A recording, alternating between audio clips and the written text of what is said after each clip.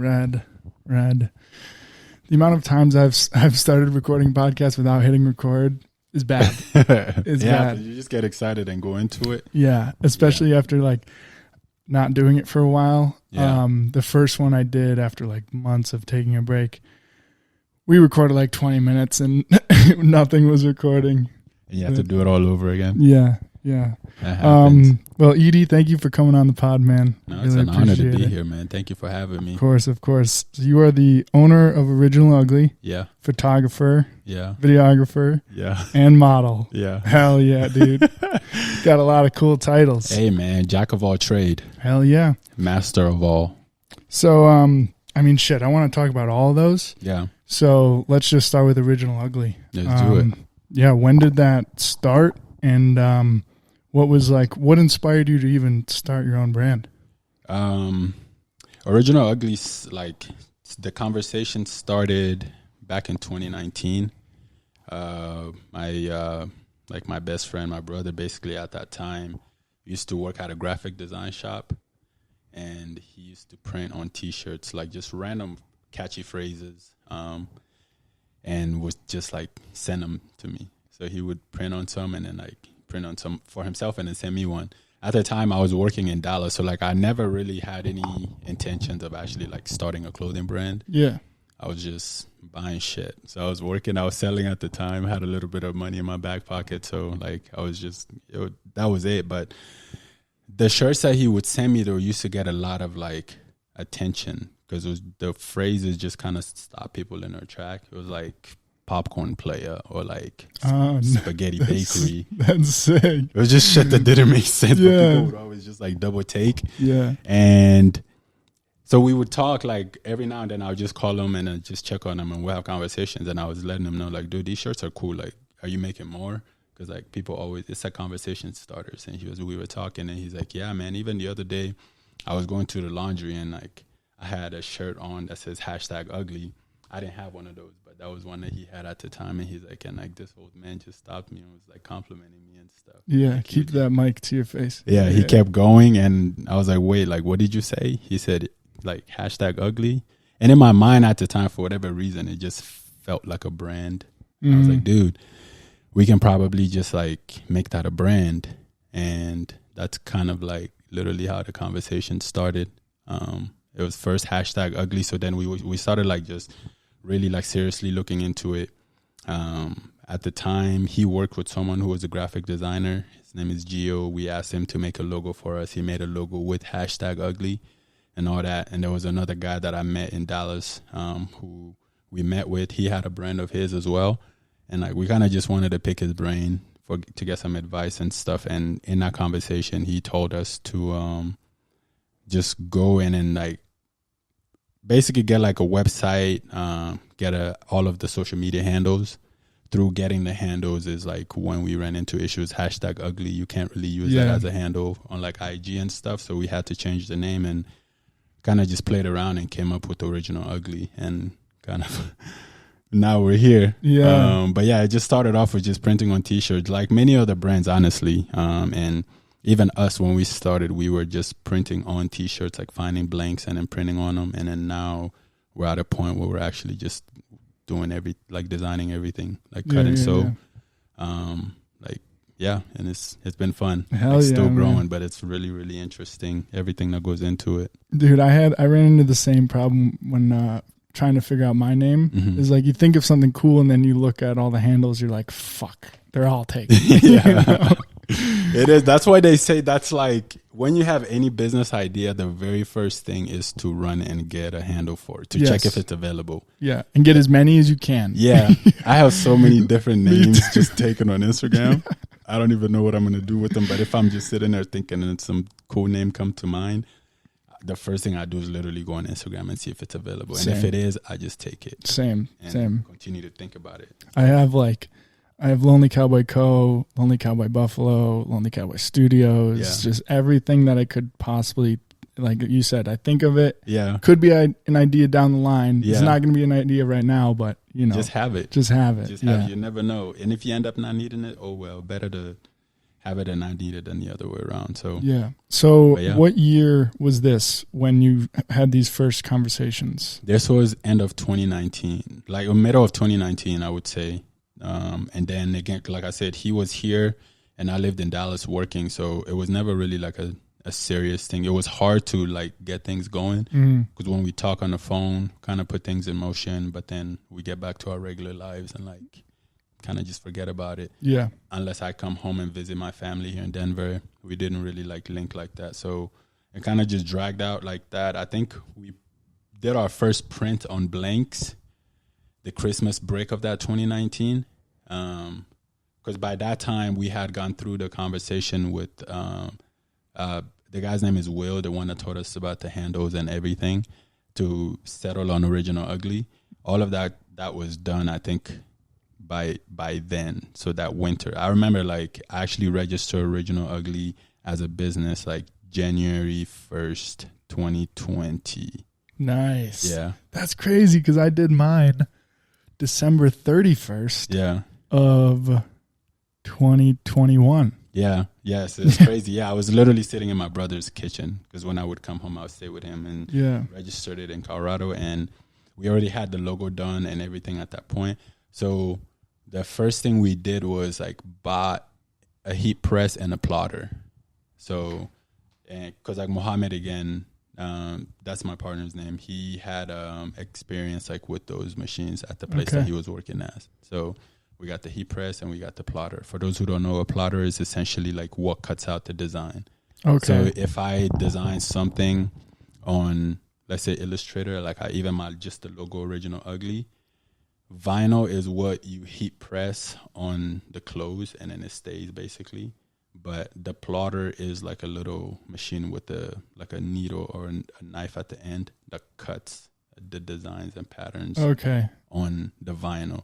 So once it cuts out the pattern that you want to print on your garment, then you kind of like remove the negative out and then just leave the part that you want to be pressed on your shirt. And you put it on the shirt, you place it under the heat press, and you heat press it, so then it transfers it on the clothes. Is that to buy a plotter and a heat press? I would imagine those are got to be expensive, right? They actually weren't too expensive, dude. I think we bought it. It was under $500, like the two. Damn. We got it on Amazon. Okay. So it was it wasn't like a very expensive because we didn't know what we were doing. We just got like the first thing that we could get. So the heat press I think was $200 and something, and I want to say the plotter was about the same as well. And gotcha. We got the vinyls, and we started like, I remember at the time like there was a Uniqlo store in like 16th Street, like downtown Denver. Uniqlo is like it's like a H&M of Japan basically. Mm-hmm. It's blanks but really really good quality blanks, cheap products. So we went there and bought a bunch of like blanks and then brought it to Mo's place, and then the heat press was there, the plotter was there. He was the one that knew how to work those things at the time, and basically like we just started. He was showing me like, this is how you do this is how you do that, and we cut out some shit, printed on some of the blanks. I still have those pictures. It was pretty cool. So, dude, how cool is that to look back on pictures from a few years ago? It is pretty cool because it's just like, damn, at the time we had no idea what we were doing. Yeah. So like, you really can't, like, I think the best thing to do is kind of just like go. Yeah. Because like from then to now, it's completely different how we do everything. But I think we wouldn't have known like what we like, what we don't like without going through that. So totally. It's really, really cool, like thinking about it right now. But yeah, that's how it all started, man. I just printed on those blanks and it went from that to finding other places with good blank qualities to buy those things and still continue to print ourselves. And then it went from that to letting other people print for us, like a print shop where they were actually doing like screen printing and then embroidery and then different stuff. And then it went from that to then just finding someone who can just like do the full thing for us. Yeah. Instead of us buying a shirt here, finding someone to print on it here, just finding someone who can just do everything. Yeah. I've noticed with a lot of screen printers, like screen printing companies, they won't even let you bring in other, like if you bought 50 blanks and said, can you screen print on these? They won't let you do it. Yeah, that's crazy. Yeah. See, I believe that though. But luckily, like when I was in Dallas, the man who I used to go to print on our stuff, he was like really, really cool. Like nice. Really, really cool guy. Even before I left, like I asked him if it would be cool for me to like go there some days of the week just to see their process, because I was moving to Colorado. Yeah. And I kind of wanted to learn how they do it so that when I'm in Colorado, maybe I'll buy my own like screen printing stuff and just do it on my own. Yeah. He was cool about it. He's like, yeah, bro, come in. And I remember just going and he would show me everything. Like, this is this machine. These are the paint. This is how they like make the designs on the screens. Screens are expensive. Like, he was so open. He showed me everything. It was really, really cool. So like, he always worked with me, and like I never got to see some of the difficulties, I guess, but like, thinking about it, I'm grateful for that, because probably could have been the same thing. But there's been times where I just brought like maybe 10 things and he did it. Yeah, it was a little more expensive, but he still just did it. Hell yeah! I don't know why, but my homie Al back home in Buffalo, he's the same way. Like, he lives in the same like town that I do, and it's a pretty small town. And one time he brought me up to his barn with like, he has the fucking massive screen printing machine. Those are cool. Yeah, dude. And he was showing me how to do everything. And one of the cool things, shout out to you, Al.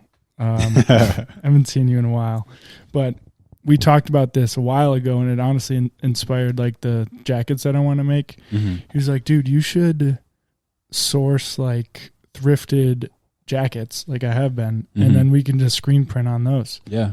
But he's the only screen printer I've ever met that would let me do that. Yeah. Like I said, if I go to another company out here, I don't know that many, but the ones that I've read up on, they say like, we will not print on anything you bring us. Like, we are going to source the garments, and if you don't want to do that, then we're not going to do it. Yeah. Yeah. That's crazy. Yeah. That's just a part of their business model too. Then that's why they make the money. Yeah. They make money on that, because it's, especially for the quantities that they can order, it probably is like very cheap for them. And then if you have to buy the product there too, then it makes sense. Yeah. It makes sense. So that's crazy. So you start this you're in Dallas in 2019. Your partner's in Denver. When did you decide to make the move over here and start, get the ball rolling a little bit more? End of 2021. So again, I think this happened to a lot of people, but during like the pandemic is when we really started to get like, that's when we made the first items to sell. Okay. So like end of 2019, when we did all of those print stuff, it was just like cool to see, because we're just like, oh shit, this like, it's real, we saw our actual brand on actual garments. If we look at it now, it's probably stuff that I wouldn't wear today. But at the time, I just remember the feeling. It was just cool to just like, wow, this is done, this is cool. It's a crazy feeling. You go out in public and you see someone wearing your shit, you're like, what the fuck? Right. It's like, yo. But in 2019 is actually when we printed stuff to sell. The website was done and all of that, and then like one of the first things that we sold was actually blanks from Original Favorites, which is like a local blank company here. And the guy that did our screen printing was the one that screen printed it. Nice. And then I just took pictures of the stuff. I had a lady help me with our website, and put that on there. But so during the pandemic, people had a lot of time to sit and think. I happened to be there like by myself, because all of my immediate family is here in Colorado. So at the time, it was just like the only person I really had. Well, I have friends, like, but people weren't seeing each other that much. The only person I was seeing often was just my girlfriend at the time and like her family. So we just had a lot of time to think. Like work was starting to become like less important for me. So like that sales job became like really, really old for me quick. So I dragged through 2020, through 2021, and like middle of 2021 when I was just like, damn, I don't want to do this anymore. Like with the job, not saying like the company is not ready to do full time at all. Like, but I also just didn't want to keep doing it. Yeah, so I feel that, I man. had some money saved up, so I literally just woke up.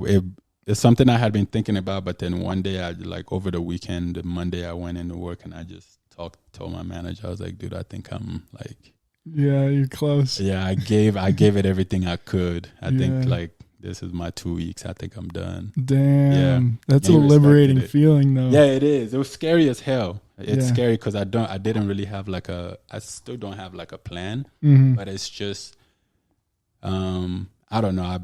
Now at least at this point in my life, I just that's how I move. Like I'm not like spending too much time worrying about like how I would figure out financially. I just feel like I always will figure it out. Even at that time, I didn't know how, but something in me just felt like, bro, I can figure it out. Like, I can figure something. I'm not going to die out here. You know what I mean? It'll be hard, but like, I'm not going to die out here. You know what I mean? Like maybe it's just a salesperson in me, but like, I just felt very confident that I can find a way to just scrap the amount of dollars I need just for the basic shit. Like, I don't need much. I just need a roof and I need food and water.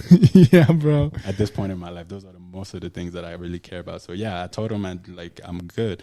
So, and then that was August. I had money saved up, which lasted me from August basically to the end of I moved back to Colorado in November. So I still wasn't working at that time. So when I moved here, end of November, I remember it was like Thanksgiving, right after Thanksgiving. And I was just moved in with my brother for a little bit while I was looking for a place, bought a condo, and that's where I live now. But yeah, and after all of that, all the money that was saved up, Mandem was broke, you know? So I needed to look for a way to like get more money. So then I started looking for jobs again and ended up like getting a job at Salesforce.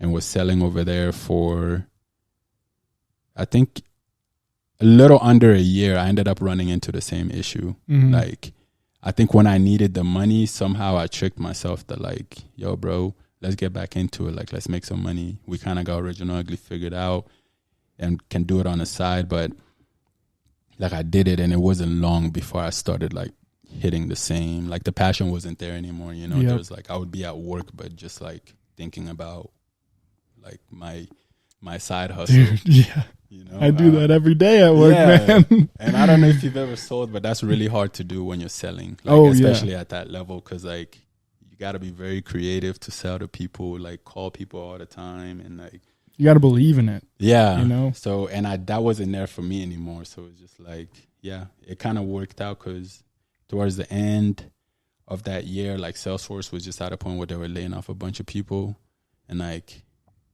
I don't know, I was one of them. So it was just like, cool, well, fuck it. Yeah, like, yeah. Let's go back to, and then that was like end of 2023.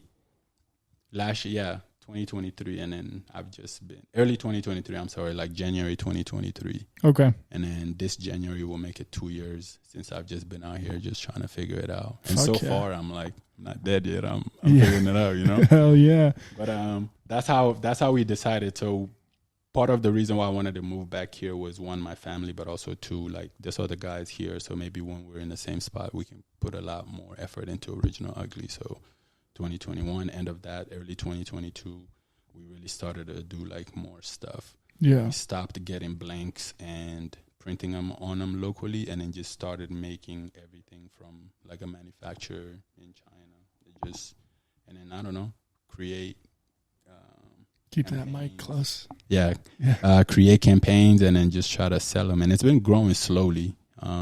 It takes time, I think, with clothing, but so much time, man. Yeah. So much time. And that's I was thinking about this today before you came over. I was doing like a little meditation kind of, and one of the questions I had, I'm going to write a note to ask you about that later. Okay. It's interesting, meditating. It was, this was supposed to be one of the questions for the end, but it kind of ties into now. Mm-hmm. It's what lesson would you give to a young entrepreneur? A young entrepreneur, I think the biggest lesson, at least for me, is just trusting your gut and your like your intuition. I think a lot of time, I'm not saying for people to not like plan, But more times than not, things don't really go according to like Never. the first draft plan. You know what I'm saying? I've never worked on a project that has gone to plan. Yeah. Ever. And the biggest reason that is because experience is the biggest lesson, and you really, really like, you figure things out through, you figure out what you like, what you don't like, but also just like you figure out like that you have what it takes, you know? I think when you back yourself into a corner, sometimes it's a good thing. Oh, for sure. You figure out a lot more about yourself than you would have when you're comfortable. So I think the biggest advice I would give entrepreneurs is to just like embrace and lean into the discomfort, because a lot of growth happened there. I think for me, the biggest thing in that was like literally quitting two jobs, like 2 separate occasions. Yeah. You know what I mean? And just follow your heart too. You would know what you're wanting to do. You know what I mean? Not what you should do. Because like for me, I was at work and it's like, yo, dude, like, I don't want to be here. I don't care about this product anymore. You know what I mean? Bro. Like, and it starts to show when you're there long enough. It shows. So like, just be honest with yourself, and then like, just bet on yourself. Honestly, yeah. Whatever comfort you have and like how much money you're making, like if you do take the jump and kind of struggle through, and you're gonna struggle. I don't think there's a way around it. You're gonna struggle because it's new territory for you. Before you like figure it out, you're gonna struggle for sure. But on the other side of that, I think is great things. Oh, for sure. Yeah. What I kept going back to in this meditation is like, I was basically trying to think about myself a few years ago and think about myself, like how far I've come now. And obviously I thought by now Lonely Cowboy would be bigger, but it's not. And then I thought about like, what lesson would I give to someone if they were about to start their brand? And it would be just simply don't give up. If you don't give up, you're going to get there eventually. But like you said, it's going to take time. And I wish someone would have told me that 3 years ago. You know, if you love it enough and you're passionate enough about it, I could be doing this for another 5 years and not see a dollar in profit, and that's fine. Yeah. Because maybe on that 6th year, that's when it fucking goes. Yeah. You know, you just can't ever give up. Yeah. You're piling up. It's compounding. Like, I would say the biggest sign is just the enjoyment. As long as like you still enjoy it, you enjoy it for a reason, you know? And I think a lot of these things would pop, and popping off and stuff is also like relative. I don't know. All of that, a lot of times like these people or like different brands that do quote unquote pop off is just like, it was their time. Everything is timing too, you know? So if you just keep going and you still enjoy it, like, also don't get stuck just because you started it and you have to finish it, even though you know in your heart of heart that your heart is not in it anymore. If you feel like that, don't be stubborn and just like, oh, just because I said I want to do this, I have to do it. When you don't feel that way anymore, like, leave. But if your heart is like in it and it's still what you love and what you enjoy, like, just keep going, because you'll figure it out, you know? Yeah. You feel like that for a reason. Yeah. And that's not to say that there aren't times where you're, at least for me, there's been a lot of times where I'm like, this is not going to work. Yeah. You know, in my heart, I'm still there. Like, I still love it. But pushing past those times are really fucking hard. How do you do that? Well, I'm in a strange situation where my back's kind of against the wall. This is, and like I said, I still believe it in my heart, and I've had to work through some things in my own personal life that I think were holding me back. It was more just me making excuses to hold me back. But now that I'm in Denver, I have a lot more freedom and like mental freedom, because back home in Buffalo, there's I just had a lot of family issues and like a lot of things that were causing almost like, what's the word? Like derailing you? Kind of derailing me, but my focus wasn't 100% on Lonely Cowboy because I was thinking about so much other bullshit. Distraction. That was anxiety of like, fuck, if I do this, like there's a chance that this person might see this or this person might like come. I had a studio and there were some situations where like people that I did not want to be at the studio tried to come and that just caused anxiety because now it's like, okay, I can't have a pop-up and be 100% mentally there because I'm going to be so worried about this person or this person coming and like that's going to be a whole fucking scene. And then, so yeah, now that I'm in Denver, it's given me a lot more peace and freedom to like just go out and do shit and not worry about running into somebody that I don't want to see, you know?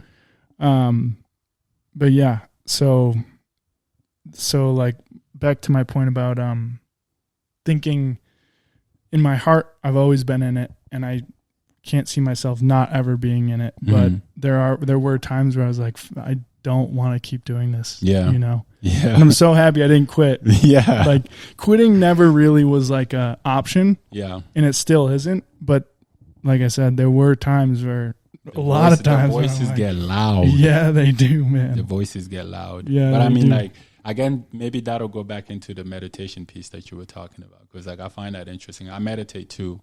Nice. But I know a lot of people don't do. But is there a reason why you meditate? Or like, how did you get into meditating, and like, how do you practice it like heavily, or what's your draw to it? So I have been meditating on and off for probably 6 years now. I go to yoga a lot, and yoga is a big meditation for me. It's time. It's time to switch. So yoga is definitely its own form of meditation, but just sitting with myself and meditating, I haven't been doing that as much while I've been in Denver, but as of recently, now that I have like a little bit of momentum going with Lonely Cowboy, like something, I don't even know how to describe like the switch that flipped in the last month or so, but I feel like right now I'm trying to go pedal to the metal, all gas, no brakes. So meditating for me is more trying to like build my confidence and be like, you can do this. Like you've done this for 3 years. You fucked up so many times, but you're still here and you're still doing it. So it's just positive reinforcement for myself. And at the same time, also staying grounded, like don't get too caught up in the highs. Don't get too caught up in the lows. Just keep going. One foot in front of the other, you know. So yeah, I meditation is in yoga. I try and stay present, but now that I've been doing it so much, I can get lost because now I'm just like going through the motions and, you know, but yeah. What about you? How's meditation for you? That's crazy. I do yoga too. Hell yeah. But I don't do it like I don't go to a class. I have this app that I subscribe to that basically just, I have my lessons every day. But yeah, meditation, I think I had been doing it on and off too. Like, I think my very, very, very, very first experience with meditation was probably sometime in like 2016 or 2017. Okay. Because I wanted to play professional soccer. So I don't remember like where I came across a video or whatever, but like visualizing and then stuff like that was my form of meditating at that time. Trying to like just visualize myself playing professionally, you know, inside like a big stadium. Damn. And like that. But anyway, that ended up not working out for me. But recently, I came across a guy named Dr. Joe Dispenza, like just talking about meditating, basically the power of it, and like the crazy things that they've witnessed people do with just meditation. Like crazy shit. Starting with him himself, like he got into a bike accident, I guess like some years ago, and like they were saying that the only way to fix like his back was to put like a rod in it, like to hold his vertebrae together, or like I don't remember exactly to the T, but he basically cured himself through meditating. And he holds a seminar where there's so many people that come there, and they've seen all sorts of crazy miracles that people have been able to do through meditating, like blind people seeing, like people with stage 4 cancers, like being able to completely reverse their stuff like that, or like people in wheelchairs being able to get up and walk. Damn. The power of meditating. That just resonated with me like a lot. So that motivated me to get back into it and really like do more guided meditation, because I'm of the belief now that like we can really like meditate ourselves into a life that we want to live. For sure. They say you gotta be it first to see it out here. So, but yeah, so I started it, got off of it, but then like more recently, I think I've done it like consistently, probably for, I don't know, maybe 100 and some days. Like I don't miss a day. Yeah. And it feels really good. What up, Bryce? So damn, dude, 100 days. Just consistently, bro. I just wake up, like before I go to bed, I put my mat on the floor, and then I just get everything laid. So when I get off the bed, the first thing my feet touch is my mat. Yeah. So there's no like missing. I have to get up and do it. Hell yeah. And then the days that I wake up late and can't do it, I would do it before I go back to sleep, because before I sleep, I set my mat out for myself. Yeah, like, dude. So I sit down and I do it, and then I get in bed. This gets me hyped up. Yeah. But it's crazy. Like, it and is like, crazy. Yeah, I don't know. It's just nice. Like you said, it's a great way to stay grounded. It's a great way to visualize like where you want to be, and then kind of like just have like a clear goal, you know what I'm saying? And just try to also experience the emotions that you experience the emotions before you even get to them. You know, because like at least right now, my understanding is like everything that we do in life is like we're chasing emotions, right? Like let's say, for example, there's my dream car and I want to buy this car. It's like, why do I want to get this car? Owning that car is going to bring me some kind of like, it's going to put me in a state of mind, like some kind of emotion from it. For sure. And it's like how important really is that? That's one, but also two, if I know what emotion that's going to bring me, can I just like close my eyes and actually just like feel that emotion even without the car? Yeah. I can. And so then I've done that with a lot of shit that I really wanted, craved. And like, now I don't give a shit about them anymore. I don't care for them. You know what I'm saying? Yeah. Like, there's a watch I wanted like bad. And then like I meditated like as if I just had it. And now I really don't give a shit about the watch anymore. I've noticed a lot of that with like, I guess, material objects. I don't know if that's the right word, but it is. When it seems like I've been broke for pretty much my whole life. And there was a point in my childhood when like my mom was with her first husband. So my parents never got married, but my mom was with her first husband. She's with my now stepdad, and he's amazing. Shout out to you, Jeff. But yeah, she went through a pretty tough divorce, and like house was foreclosed on, car taken away. So I've experienced having these nice things and then have them being ripped away like that. Yeah. So from a young age, I haven't really put like a lot of emphasis on these things, because I've known like, I know what it's like to have this. I'm happier now without it. Yeah. You know? So my motivation used to be in like wanting to have like a nice car and a nice house. And don't get me wrong, I still want to do that. Yeah. You know, I want to make money so I can do that and then take care of my family. But the motivation for me now is more in like a big part of Lonely Cowboy is just advocating for mental health for everybody, not like a specific like age range or demographic. It's mental health affects everybody. Yeah. So that would be like when I meditate and think of and like journal and stuff. Do you journal, by the way? Yeah, I get off of it. I haven't journaled in a while, but I did at some point. Too. Let's talk about that after. Okay. But fuck, where was I going with that? Mental health with Lonely Cowboy. So when you meditate and when you journal. Yeah. So I want Lonely Cowboy to be known in, I don't know, 50 years or something as a company that like really made impact in that space. Yeah. Because for me, it's always been like when I first started blogging pre-Lonely Cowboy, I would hear these stories from people like after reading my blogs, and like it would bring me to tears, like bawling my eyes out. And I'm like, okay, that is a feeling that no amount of money can get. Yeah, for sure. You know? So if I can replicate that feeling in Lonely Cowboy, and when someone puts on a Lonely Cowboy shirt, like that, they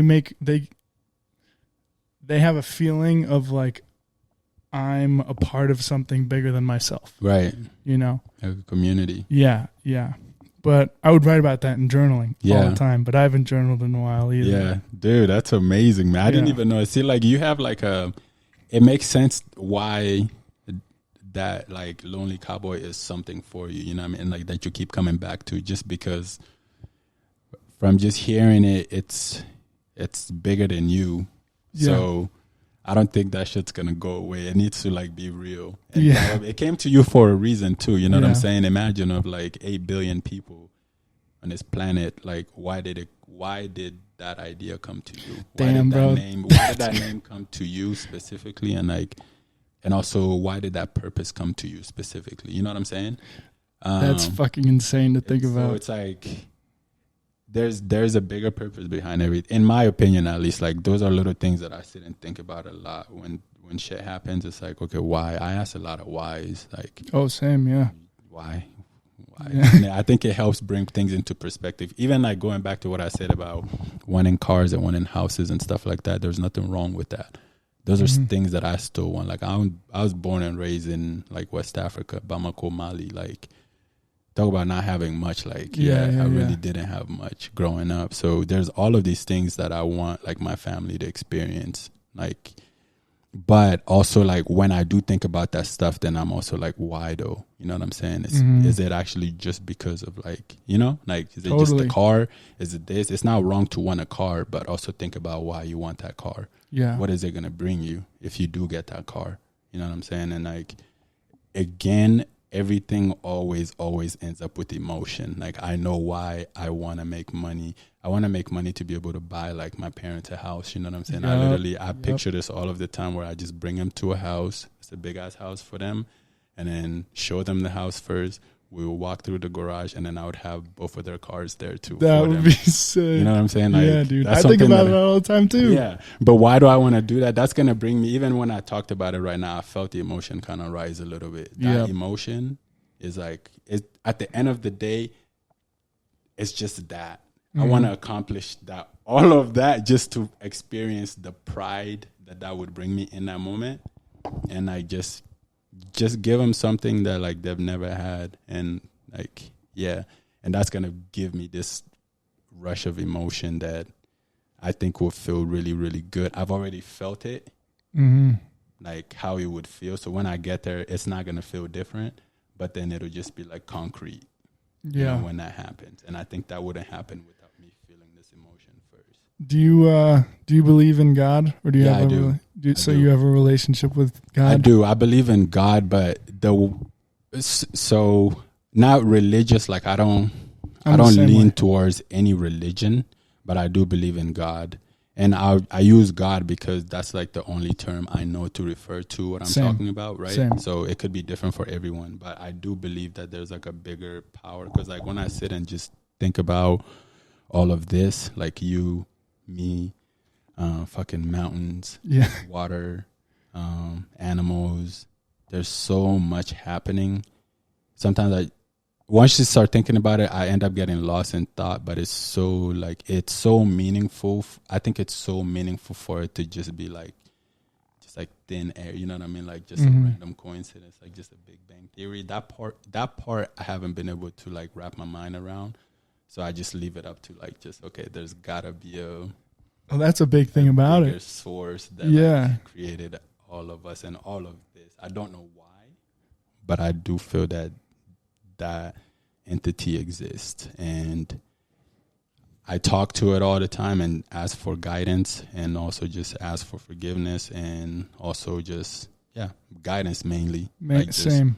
And that's why it's easy for me to just move without like fear, if that makes sense. Like if I Totally. feel like doing some shit, I just do it because I feel like it, and I think that feeling is coming from that source, if that makes sense. Totally, dude. And having faith in something that's bigger than you. Mm-hmm. Like I can't imagine living without faith. Now that I have it and I've like worked really hard to try and attain it, because when I was younger I didn't have it. I was pretty like anti-God, anti-religion, because I was just mad at the world and circumstances. So I was like, if these horrible things are happening, like how would God be real? You know, why would he do this? And then as I've gotten older and experienced more, I'm so happy for those experiences because they've taught me so much.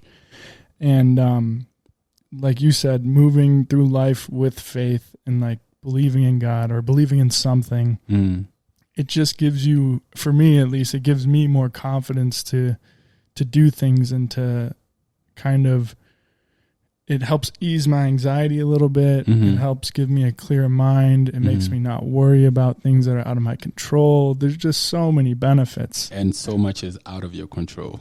Pretty much everything. Yeah, that's right. You can only control yourself. Yeah. And how you act and what you do. But this kind of ties into my next point of like, I've had a lot of conversations with God where I'm like, why do I have the brain that I have where I overthink all the time? I put so much pressure on myself to do this, and that, and to take care of these people. Like, why can't I just live a not quote unquote boring life, but like a simple life where you work and you don't really think about the like changing the world. Yeah. You know? And I'm very grateful that I do think the way that I do. But there are times where I'm like, fuck, man, I'm tired. Like something keeps pulling me in this direction of like creating, in this case, Lonely Cowboy, which is bigger than myself, which will hopefully outlive me, and like people won't remember me, but they might remember Lonely Cowboy. But it's just like, it's a hard, from the conversation we had at Zach's house and then just talking now, I can tell you're a deep thinker. And, you know, people like us, we get lost in our own thoughts a lot. The time. You know? Bro, I guess, I get lost. I sit and then I really just like think like, a lot of mine is, and this might sound bad when I ask about like what's the purpose of life, because a lot of times when people hear that question, it has to do with maybe people who are like severely, they're just like fed up with life and they like want to take their own life. You know what I mean?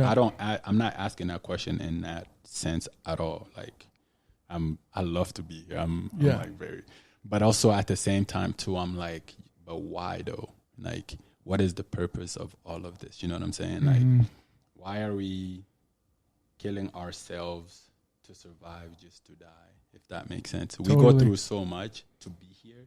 Like, but like, why? Yeah. And like, religion hasn't been able to answer this question for me. Like, so I'm from Mali. Mali is like a very Islamic country. Okay. Like 90-something% probably. You said in West Africa? In West Africa. A lot of West Africa is very, very Islamic. And so I grew up, the first 12 years of my life has been heavily influenced by Islam. And I moved here, and it's kind of like Christianity is the biggest thing. Yeah, in America. So in America, in the Western world, honestly. Yeah. And same thing, like both of the two religions are kind of preaching the same thing, but just differently at its core. But again, and neither one of them can really answer for me, like, why are we doing all of this? You know what I'm saying? It's like, oh yeah, there is a God, and God created you, and like he wants you to do all of these things so that when you die, you can go to heaven or hell. But then I was like, but why though? Why is he putting us through this simulation, this like test, just to get to the end anyway? You know what I'm saying? He's the one that created all of us anyway. He created the good of us and the bad for us. So why would he create a bad person when, you know, that bad person is going to just end up going to hell. I don't know if that makes a lot of sense, but these are like things that I think about, and I get lost in my thought. Like, I totally get it. What is the point of this game? It's a sick game, kind of. Yeah. But I still do believe in God, though. Totally, me too. And I'm not a religious scholar by any means, but the one thing I do know about Christianity, I hope this is true. I'm pretty sure it is, but one of the practices is like God gives you free will. So by doing that, like you said, he gives you the good and the bad. It's up to you to figure out what you want to do with it. So when I think of people that don't necessarily like have faith or have a relationship with God, or the universe, whatever you want to call it, it's more along the lines of like they have trouble acknowledging that there's so many things that are bigger than them. Okay, so then before you get too far from that, my question to that would be, why are they created that way with that mind, and then there's other people who are created with a different kind of mind that's able to grasp that? Well, that's the golden question, right? You know, it's so okay. That goes back to like, is free will really a thing? It is, because there's many times in my life where I could have. There's two options: you can go down this road or that road, and I've felt something inside me, which I believe to be God, where it's like, you should go this way, because that way will not serve you. So is that free will? I think that's listening to yourself and being honest with yourself, not ignoring in your heart what you know to be true. You know, like this is a very kind of basic example. Yeah. But let's just say on a Friday night, you're tired, you don't know if you want to go out. And you have two choices. You could either go out, get drunk, party. You don't know what that's going to lead to. Or you could stay home, get a good night rest, wake up in the morning, be productive. And not to say that you can't do both of those things, but like sometimes that happens to me where I'm like, okay, I don't know which one to pick. In my heart, what do I know is going to serve me? And sometimes I ignore that and I go out and get drunk. And then the next day I wake up feeling like shit. And then the 3 days after that, I have so much anxiety that I'm unproductive for 3 days. And to me, that's just like, okay, I wasn't honest with myself right there. You know, I knew what would have served me better in that moment. And I chose to ignore that. That was my choice. You know, that's the free will. You can do one or the other. And again, that's not to say that going out and partying isn't good, because I think a lot of times it is nice to like have a reset, go have fun with your friends, but also like understand the repercussions of your actions, you know? And I just think a lot of people don't have that like internal almost questioning. You know how you said you always ask why? It's the same thing. Like, I think a lot of people that aren't deep thinkers may not think of that in that way, you know? So do they have free will? Or they don't? But they also might have a more peaceful life than people like us, because we're constantly questioning and asking why, you know? If they don't ask why all the time, do you think they have the same like anxiety, or not? Anxiety might not be the right word, but like just questions about everything, you know? So that's and like for me, I tend to lean a little more the other way in the fact that like we don't have free will. Okay. Like, so do you think everything's like it's already written, the script's already written? Yeah.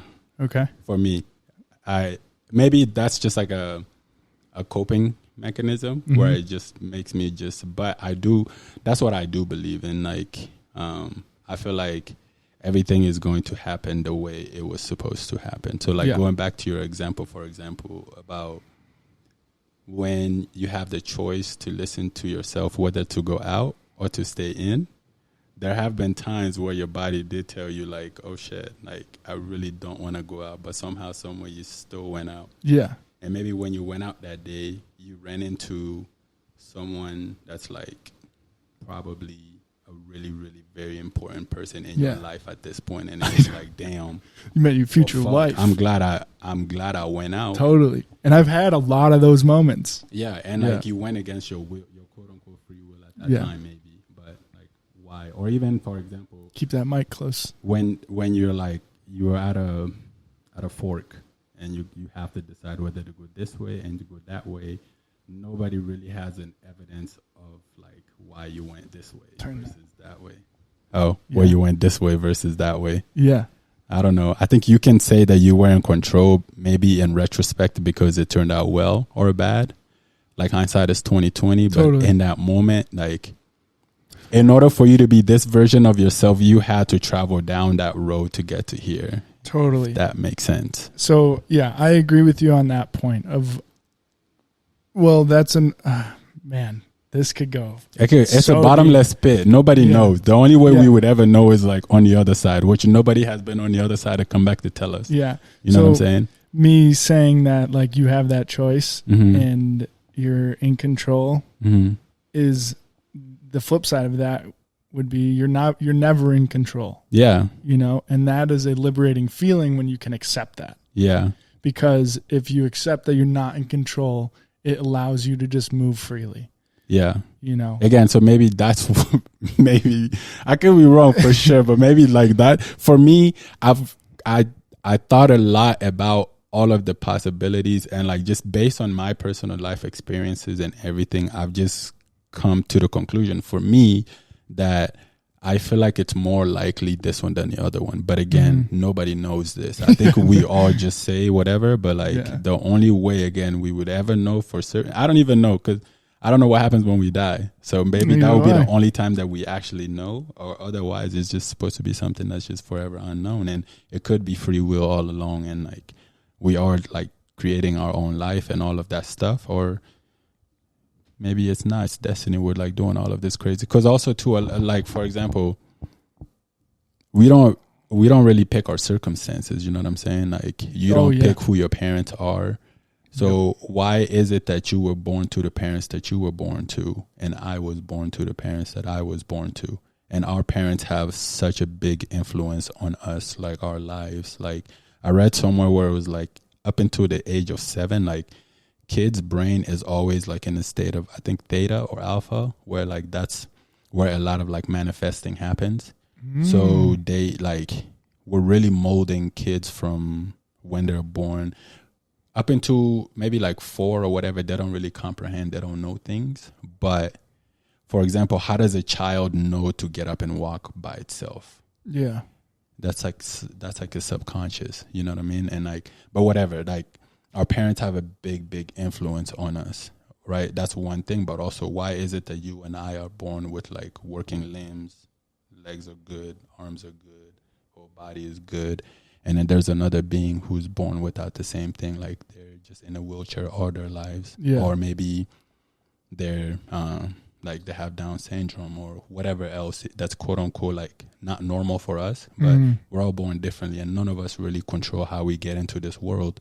Yet when you get into this world, your circumstances have a lot to do with how you may end up, with the kind of adult you may end up being. Totally. Not saying every single person who was born in a hard situation didn't find a way to pick themselves up, but we all know, like, if you look at odds, if you're a betting person, like where the odds stack up against someone, you know what I'm saying? Like, yep. Kind of access that you have, resources, and all of these different things have a lot to do with the trajectory of someone's life, basically. So, do you believe that everything happens for a reason? Yeah, for sure. I do too. I believe in that for sure. I do. Yeah. Again, that'll go back to. I know. This shit is just like, there's a path already written for you. Like, just walk it. Yep. You know what I'm saying? That now we can decide, like, how do you know? I do think you know. The only way of knowing, I think, is like your heart and your intuition, or your heart, or for like, just that thing, which we all have that in our inside of us. And I think people just you don't follow it all of the time, but I do think that intuition is like all of our north, our like compass, basically. You know what I'm saying? And you can tap into it when you meditate a lot, or just be internal and understanding why you're doing things. You know what I mean? Like, do things that you want to do versus things that you think you should do. Because once you introduce should, and we're going for hours. But yeah, once you introduce should, I think you took it from, it's no longer like you anymore. You know, now you're considering the outside world, maybe what an individual might think, or your parent or society or whatever, even though in your heart you're like, damn, this is what I feel like I need to do. But the should is like what others expect of me. And so a lot of people end up doing that. Yeah, a lot of people do. Have you ever heard of like the butterfly effect? I have, but I don't think I know what it is. I might butcher this, but it's basically like a chain of events that lead to, it's never ending. So let's just put it into perspective. Like the reason we met, I wouldn't have met you if I didn't move out to Denver, right? And the only reason I moved out to Denver is because my girlfriend at the time got a job out here. The only reason I met her is because I was doing yoga. Yeah. The only reason I started doing yoga is because I had like this horrible anxiety that I could not fucking get away from. And then that came from just childhood experiences, you know? So it's a never ending plot of your life that basically is like, this decision led to this, which led to that, which led to meeting this person, which led to experiencing that, you know? and like people like Zach and BK, I feel like those two specifically were meant to be in my life. Like once I met him, I was like, yep, I knew at some point we were going to meet, you know? So it is a cool feeling when you go through life and you kind of look back, you're like, fuck, if I didn't do this, if I didn't move to Denver, I wouldn't have met all these people. Yeah. You know? And the thing is too, it's not like you had already planned that you were moving to Denver. No, dude, I didn't even want to move here. Yeah. Which is the crazy part. I came to visit, so my girlfriend at the time was living here for like 6 months before I moved out here, and I would come to visit and I'd be like, yeah, I don't really like it. I don't think this is the place for me. But I wanted to be with her, and the tattoo scene was huge out here. So I was like, you know what? I need to get away from Buffalo for a while. Yeah. Let me just come out here, make the most of it, make the most out of it that I can.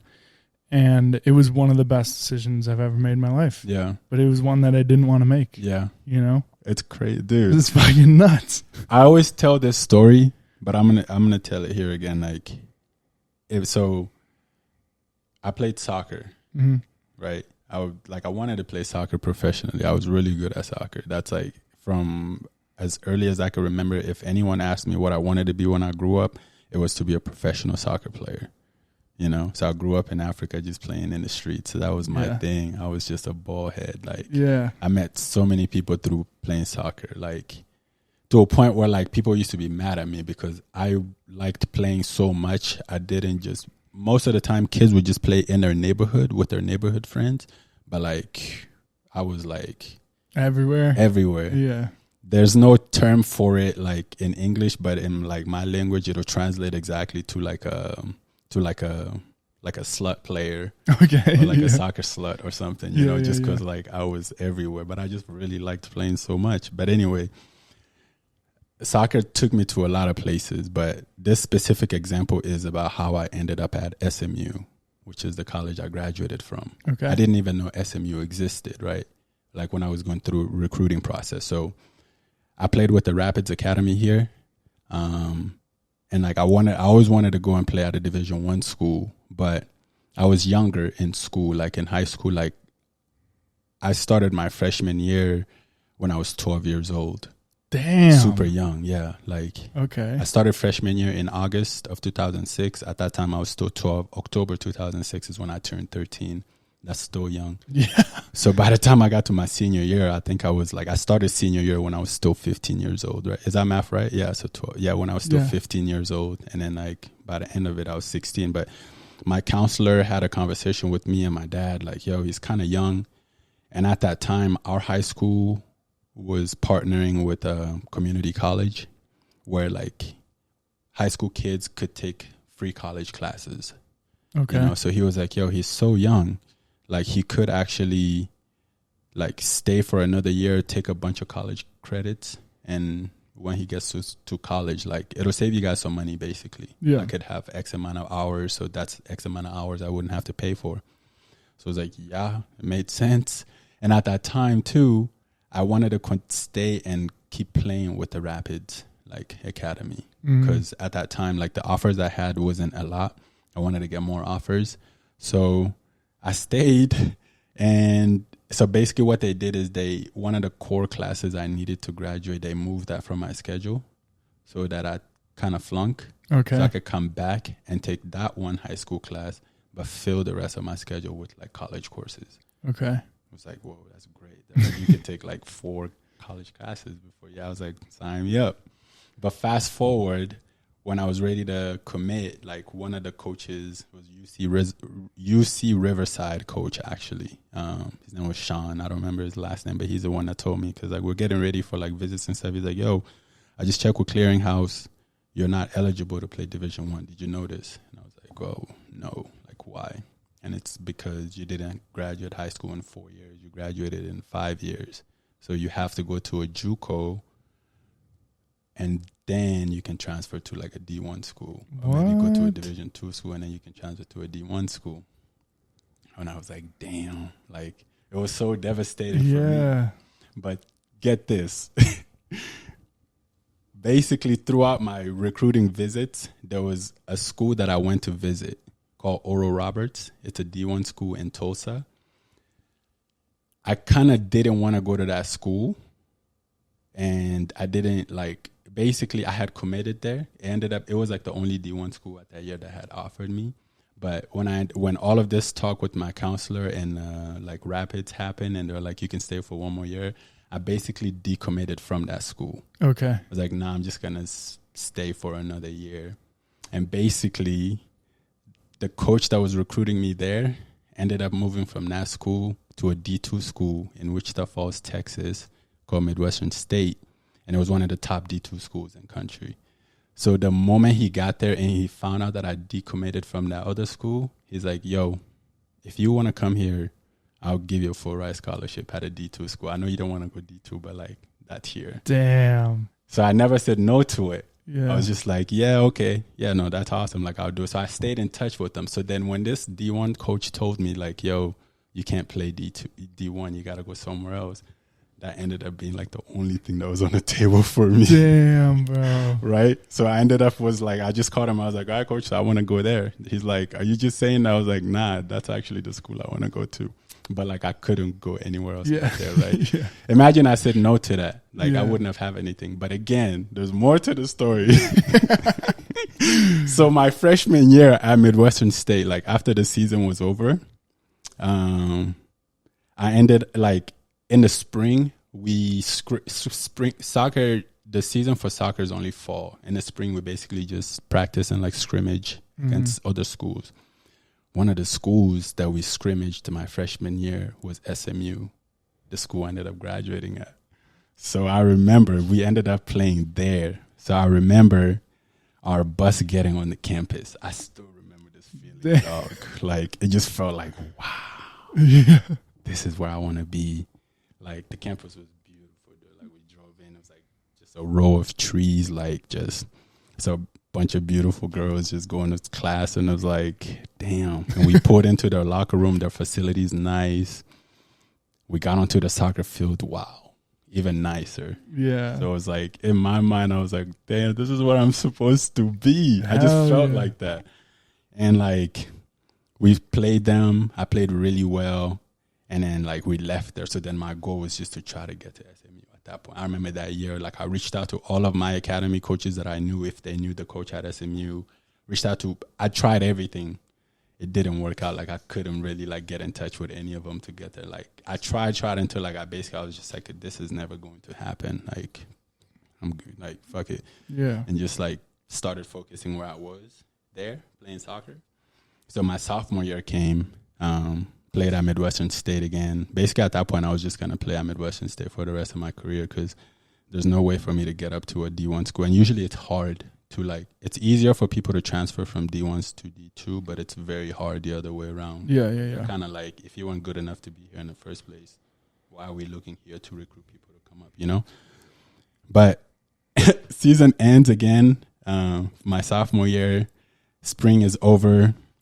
I'm getting ready to come home because like I miss my family. Like Denver, I always came home for the summer vacation, and like two of my friends, Vic Moore and Jovan, they lived in Dallas. And then so over the summer they always tell us to find like a team to just play for so we can stay in shape. Yeah. And I was gonna come play for the Colorado, like the Foxes. That's like the PDL team at the time in Colorado.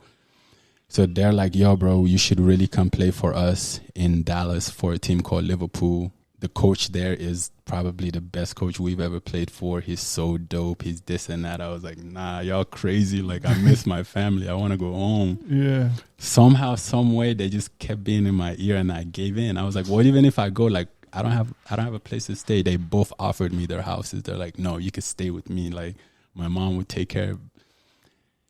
I was like, fuck it. Yeah. But I have to lose a summer in Dallas. So I stayed with them, played for this team, Liverpool. And in fact, it ended up being like the coach was still to this day my favorite coach that I ever played for, even though it was only for like a summer. Damn. Like, he was so dope. But get this. On that team, let me know if I'm losing you. No. I'm right there with you, dog. The story is so long, but on that team, that Liverpool team, there was a guy that played at SMU named Brendan. He was on the team. And then there's this other kid who would have been a freshman at SMU that year named Keaton. He's playing pro right now, actually, still with New York City FC. Damn. And that kid was on that team. So just regular practice. I wasn't thinking of anything. We're just there practicing. The SMU coaches are there watching us practice. And then after practice, they were talking. I didn't know this, but the next day when we came to practice, the player, Brendan, was like, yo, those were our coaches. They were asking about you. And I was like, what? He's like, yeah, dude. Like, because they're forward. I play forward. Their forward was leaving at that time. Okay. So they didn't have a striker. And then they asked him like who I was, where I played, and this and that. And he told them, that's Edie. He plays at Midwestern State, this and that, blah, blah, blah. And then we talked about it. He's like, you should transfer here. I was like, there's no way I could transfer there. Like, because it was like a month before school starts. Soccer doesn't give a lot of scholarships. Mm-hmm. So there was no way they would have had any scholarships left for me at that time of the year because it was 1 month before season starts. And SMU cost at the time $70,000 a year. Like, why am I going to leave a full ride scholarship here to try to go take on that? Like, in my mind, like, you guys don't have a way to get me. And then fast forward another week, they came back, and then Brendan was like, yo, they're actually like really, really asking about you. Like, seriously asking about you. Would you go? And then in my mind, then it started to sink in. I was like, oh shit. Like, I mean, yeah, if they can give me the money, like, I'll tell you right now, like, this is my situation here. My parents don't really have money to pay for like that over there. Yeah, $70,000. That's insane. If you can figure it out, like, I'm open to it. Like, bro, that's how it all worked out. And then like he talked to the coaches, and then they're like, okay, well, let us see what we can do. And then I had to go get my release form from Ed. So that was the other thing. They didn't even promise me anything, but in order for them to be able to talk to me, I needed to go get a release from my current school. Mm-hmm. And I went to have the conversation with them. They're like, wow, you want a release? Well, just so you know, if you get your release here and you leave and you're not able to get a scholarship somewhere else, like, if you come back here, you can still be on a team, but we're not going to have a scholarship for you. Mm. So I was like, yeah, give me my release. Damn. That was a big ass gamble, bro. So they gave me my release. I ended up going on a visit there. It worked out. They found the money for me. I ended up going to SMU. But like, I'm saying all of that to say, like, that's insane. when that happened, now every time I think about shit, everything is just supposed to happen the way it was supposed to happen. You know what I mean? Like from that feeling when I got on that campus to like really, really wanting to be there, and then started doing everything on my own to try to get there, like, and it didn't happen. When I was least expecting it, that's when it happened. Like, you know what I mean? So like, that's life, bro. Like, you didn't go to Dallas that summer, that would have happened. If I never went to Dallas that summer, that would have never happened. And besides that too, I didn't even know what SMU was. So if I didn't go to Midwestern State, I wouldn't have even know what SMU was. Yeah. You know what I mean? As a butterfly. If I didn't go to Midwestern State, I have so many close friends right now in my life that would have never been in my life. Like if it's like life is a detour sometimes, you know what I mean? Like totally. I needed to go there to get to here, to get to where I'm at today, kind of. So that reinforces my belief in destiny, honestly. It's just like shit's just supposed to work the way it's supposed to happen. And like professional soccer wasn't in the card for me either. And in my heart of heart, it wasn't because I wasn't good enough, but I don't think it was like my purpose, because there's a lot of players that I played on the same team with or played against who did go pro that I think I was at least as good, and some of them I know for sure I was better than, but that they made it. You know what I'm saying? Mm-hmm. And I didn't. Like, why? But I've just come to terms that it just wasn't supposed to happen for me. Yeah, not your purpose. Yeah. So on to the next. Dude, I mean, I relate to that a lot because when I was young, I played pretty competitive hockey and I was really good. Mm-hmm. And I got a lot of concussions, which the doctor said, like, no more contact sports. You would have been a nasty hockey player, bro. It broke my heart. You got the frame for it, yeah. Yeah, but that happened early. Like I got two really bad concussions when I was 12. Yeah, damn. So the doctor was like, you gotta stop. Too young to have this amount of brain trauma. Wow. So you cannot play contact sports anymore. So football was out. Hockey was out. Dang. I think that's kind of low-key depressing. You know, like sometimes I think and I feel like there's somewhere a void in me. Like even though like I've just moved past it. Same. I don't think I've actually really, really like dealt with that maybe. Dude. Like the fact that it just didn't work out, because that was like my whole life, bro. That's the one thing I was for sure that I wanted. Like I just want to play professional soccer. Like, and then it just didn't work out. But then like life was also going on, so I didn't really have time to just like, I just moved on. So I think somewhere deep inside that wound is still there. Oh yeah, I feel that. Dude. Oh man, I feel that. Wild. And man, I was nice at football too. Football and hockey were my two best sports. Yeah. What position did you play in football? Quarterback. Quarterback? Yeah. Oh, wow. Yeah. So you might have been the Josh Allen before the Josh Allen. Shit. I mean, I was a defender in hockey. Yeah.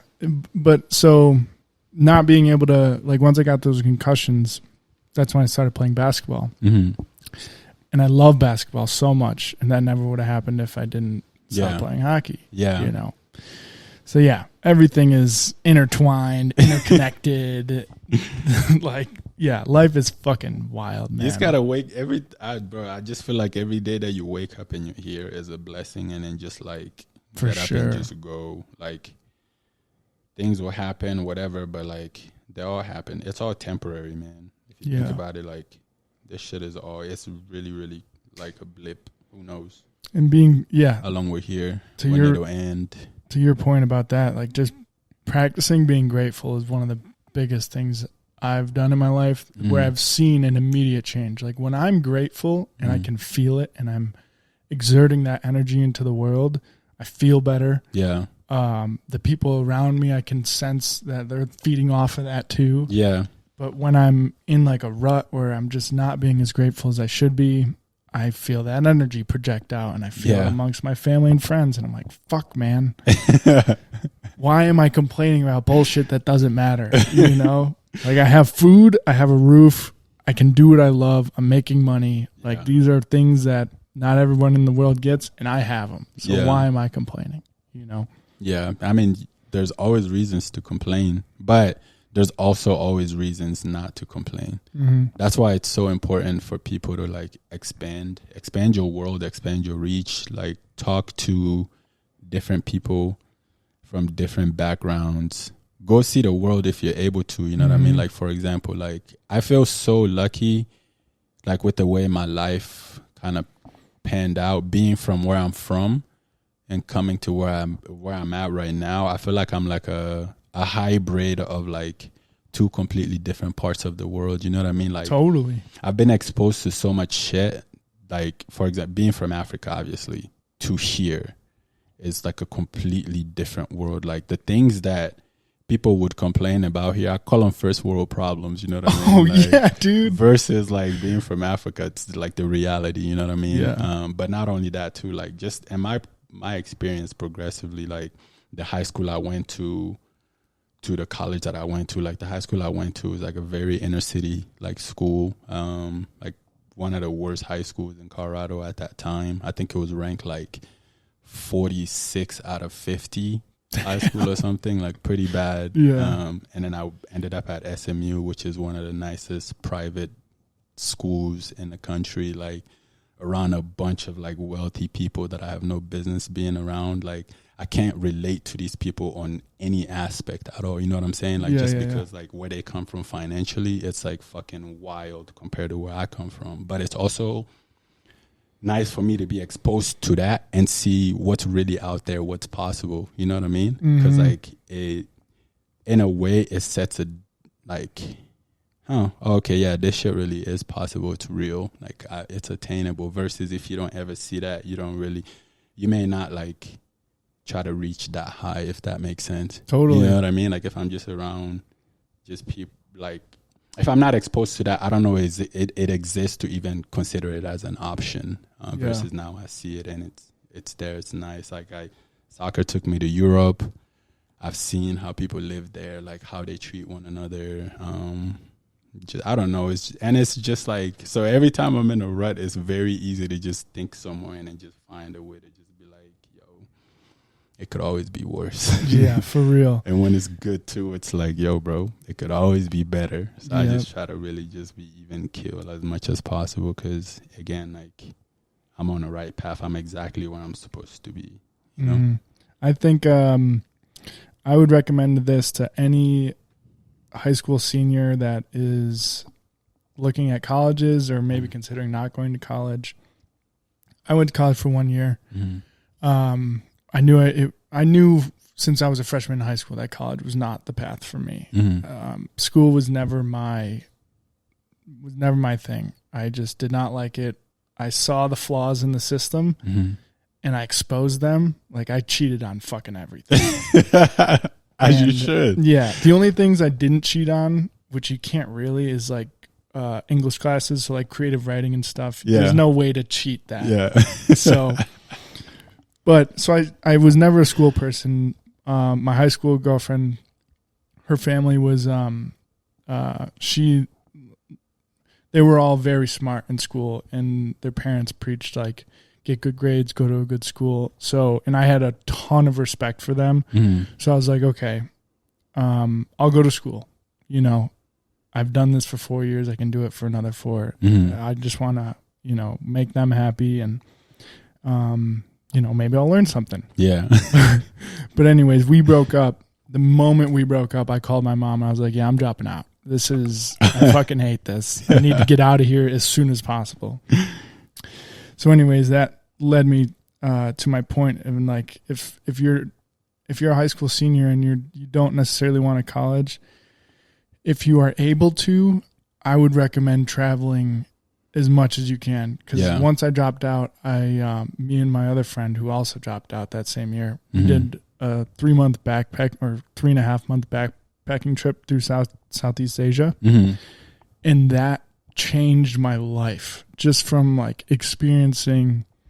We went to Bali, the Philippines, and Thailand. We stayed a month in each. Experiencing like the life of the locals there.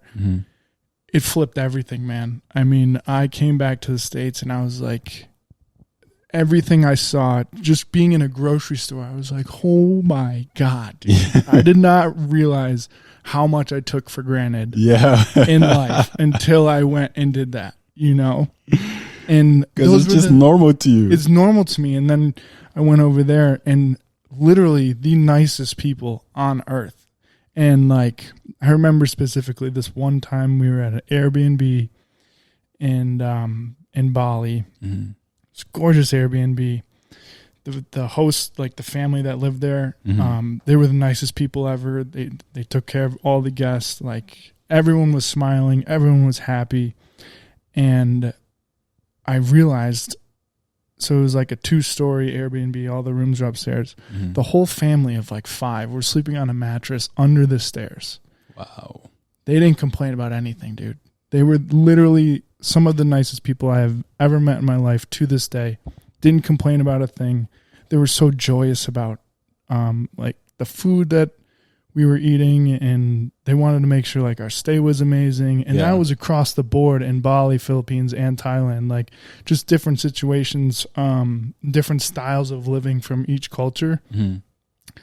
And then we ended the trip or I ended my trip in Australia. This is when COVID hit. COVID hit while I was in Thailand. Wow. So that was a wild story. We were in Bangkok, and like, because China's not that far from Thailand. So like, I remember being in the airport at Bangkok when COVID hit, and everyone was freaking the fuck out. Yeah, because it was so unknown. Yeah. My God. Yeah. But yeah, so I would recommend to kids, like, just go explore the world a little bit and like be open to different experiences, different cultures. Mm-hmm. And yeah, it'll make you not take things for granted. It'll make you a more like loving and open person. And yeah, I could not recommend that enough to anyone that is able to do that. You know? Yeah, like, that's still one thing I really, really want to do, is continue to travel and see different parts of the world. Because it's like, there's no better way to learn, because you can get on the internet and like see a lot of stuff, but there's nothing like actually just immersing yourself in it and actually just living it. You know what I mean? It's totally different. It'll change a lot of stereotypes that you have about a lot of things. Even like, it's crazy. Like, for example, so I'm getting ready to go back to Mali, right? Mm-hmm. And if I wasn't from there and I get on the U.S. embassy page and stuff, and I try to like visit Mali, there's like all of these red big like shit, just like basically don't fucking go over there. You know what I mean? Okay. Just because right now the way the government is, it's like they're going through a transition, but still, like, I have relatives that have people there who just, life is just normal. There's no threat like whatsoever. Like, but that stuff is so limiting, and I feel like that rings true to a lot of different parts of the world where they scare you to death. Like, if you go to Brazil, don't fucking go to the favelas, or like, don't do this and don't do that. And I feel like that's really the experience. And I'm not, obviously, maybe have caution. I don't want to speak on things that I don't know, but if I had to guess, just because I have the Mali to like kind of relate it to, based on like, oh, don't do that, don't do this, it's bad, versus how it actually is. Like, you're not gonna die. You can go and actually it'll be like a life-changing experience. So what you said about people traveling, I 100% recommend that. And like, even if you can't go out of the country, yo, you might have to cut us at some point. We can How wrap long do it you up usually soon. go? I usually go about an hour and a half, which is where we're at now. Yeah, okay. We can start wrapping up. But yeah, even if you can't go out of the country, go out of, America is big. You can go to so many different parts, and it feels like maybe like a different world than what you're used to. Oh, for sure, You know dude. what I mean? Like, I've never been to Buffalo, but I'd imagine there's some similarities to it and Denver, but it's probably still different in its own way. It's there are similarities. Don't get me wrong, but it is way different. But regardless, there's some. The point is, there are some. There's gonna be some differences, right? Yeah. And yeah, it's crazy to me that like the amount of people who just say that, oh yeah, I'm from like this small town and I've never left this small town all my life, and it's just like, damn, your world is so small. Like, it's so fucking tiny. Yeah. And yet those are the people that have the biggest opinions about the whole world. And it makes sense because you haven't been exposed to enough options to at least have you consider, other possibilities. You only know that little thing that you've known your entire life. So yeah, you're so sure that that's it. Like, this is it. I know it in my heart. But it's like, no, bro. You don't know. Go out and see other shit. Like, for real. See other stuff. And even if you don't agree to the stuff, at least you would be able to just be like, damn, okay, this is how I do it. This is how they do it. And if you feel so strongly about like how right you are about how you do things, then you would be able to put yourself in somebody else's shoes to imagine like them coming to you and try to tell you that the way that you're doing it is the wrong way to do it. You know what I mean? Like the audacity. If I, in my heart of heart, know that this is the way I want to live my life, and there's no fucking thing that another human being can come tell me otherwise, then it should be pretty easy for me to understand me telling someone else how to live their life, how that would be. Yeah. You know what I mean? Yeah. Like, it becomes so easy for you to just respect people and their wish. Yeah. It's like, even if it's not, if you don't agree with it, it's like, okay, well, I haven't experienced your life, so I can't judge you for that. Right. You know? Like, as long as you're not bothering me, you're allowed to live and you're not affecting somebody else's life. Like, you're just, do you. You have the right to, like, live and experience this life the way you see it fit. Yeah. So do I. Like, totally. That concept, I feel like, is so simple, but I don't know why, like, human beings, like, we haven't been able to, like, understand that and just accept it. Like, yo, dude, it's so big. There's enough room for all of us. Like, like, I know. What you eat don't make me shit. Like J. Cole said, what you fuck don't make me come. So just, like, just do your thing and then I'll do my thing. Yeah, like, for I can real. respect you and you can respect me. Like, and it'll be a much better place. But I don't know. That shit is so hard for people, and it's kind of sad. It is sad, and I try not to think about that too much because I have thought about that a lot, and it does make me really sad and almost pessimistic. Yeah, and it's like, fuck, man, I don't want to be thinking about the opinions of others and thinking about like, okay, I want to do this, but how is this person going to view this? You know, it's like, that's taking away. There's this one famous quote. I don't know if it's by any one specific person, but comparison is the thief of joy. Yeah, it is. And I'm sure you can relate to that. Like, you're a creative. I'm a creative. That is the one thing always that will make you not want to create. Yeah. Is when you start comparing your shit to other people. Yeah. And it's like, fuck. How can we turn that off? Yeah. You know, it's not easy, and there's no one answer to it. Man, that's so true. Yeah. Especially in the like world of competition too. Yeah. You're always just trying to like, oh shit, better. Or you feel like, but no, it's like what you're doing is literally what's his name's Rick Rubin is always like, you should always just create just for you. And then that's it. And that's so like with this stuff, that was like a big switch for me. And like, cause before, especially when you're in like a merchandise business and you're trying to sell stuff, it's inevitable to not consider like the things that would sell.